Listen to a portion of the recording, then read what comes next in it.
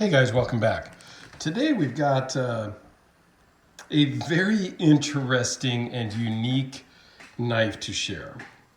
This is the Paragon Warlock. I got this one is owned by a buddy of mine, Kyle Lamphere. And it came via part of a pass-around group I'm in. And I saw this pop up as an option and I'm like, yeah, I've wanted to check that out because Kyle has been using this as his unboxing knife for quite a while before he sent it to the group to get obviously passed around. And it's a very unique and interesting knife that I probably wouldn't run out and own, and I probably wouldn't really carry, but actually I probably would own one of these just because it's kind of cool. So let's just dive into the specs. It's an aluminum handle. And one thing you'll notice here is it's fully enclosed. It's very interesting. So it's an aluminum handle. It's 5 3/8 inches closed. And the deployment is very strange. And we'll go into that a little bit more. I'll just give you the specs real quick first. So overall is 9 1/4, 3.85 inch blade and edge. And it is a dagger shape and sharpened on both sides. So it's a true dagger. Blade steel is S30V. Blade thickness is 0.124. Overall thickness of 0.636 minus the clip, and it comes in at 6.3 ounces. So it's got a very cool shape and design that feels really good in the hand. You don't feel the clip, not a hot spot. It has kind of these wedges that come out with a little bit of jimping on them. So as you're holding it, and if you were to stab into something, your hand is pretty well locked in, and you're not going to slide up the blade because, well, that would be bad since it is sharpened on both edges. And I really do like this kind of grinding, milling that they did in the center of the blade. It's kind of a rock pattern, I guess you would call it. And then it has kind of this sword-looking fuller groove, if you will, I guess. It says USA, S30V, Paragon Warlock, and it is a patented opening and closing system. So again, it's fully enclosed. What happens is when you press these two pivot-looking buttons, which are actual buttons somehow, the entire handle comes apart. And that is how the blade then rotates around that pivot. I have no clue how it actually works because you have to push them both. If you push just one, nothing happens. If you push just the other, nothing really happens. It's just very strange, but it takes some getting used to. I can close it fairly consistently. Opening it is a different story for me. But closing it is, not even 100% because there you go. It's really a timing thing. So the weight of the blade has to come out and get all the way open at just the right point for the scales to then close.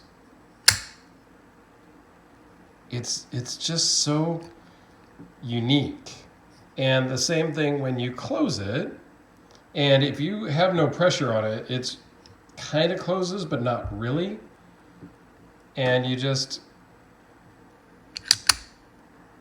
there you go. It's so bizarre that it's really cool. And I love the sound, the mechanics of it, just that mechanical noise.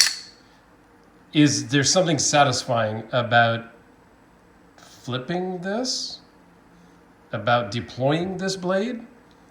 It's just very cool. It is right or left-handed, but if you flip, it's still only going to swing one way. So if you were to move the clip to the side, you would have to have the clip towards you. Well, no, I guess that would work if you're left-handed. Well, if the clip was on the other side. It's really intended to be a right-hand knife because it only slides out this way. But and I can actually kind of manipulate it fairly well with my left hand. Sometimes you get it stuck and you kind of almost have to reset in your brain. It's very cool. Let's do some size comparisons if I can get it to open. So it is something that takes some getting used to, but that's what's cool about it. Not something I would carry that often, honestly. That's why I am not going to rush out and buy one. I'm really in a paring down mode right now anyway, but here it is next to the Spyderco the Curtis Cruz,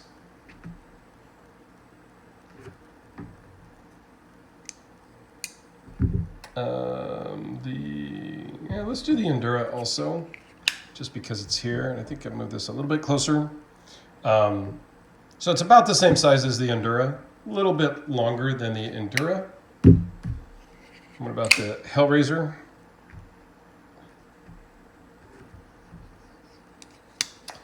And because this also came from Kyle, although the 523 is now mine, it was Kyle's for the longest time. It's almost exactly the same length as the Warlock, and very similar in overall thickness. Much different deployment method, obviously. But all in all, this is a really cool knife. I don't know what they're worth. I don't know if you can still buy them. I doubt Kyle is looking to sell this. I've got to pass it along to somebody else. I need to not even sure who. But it's a very cool knife that has a very unique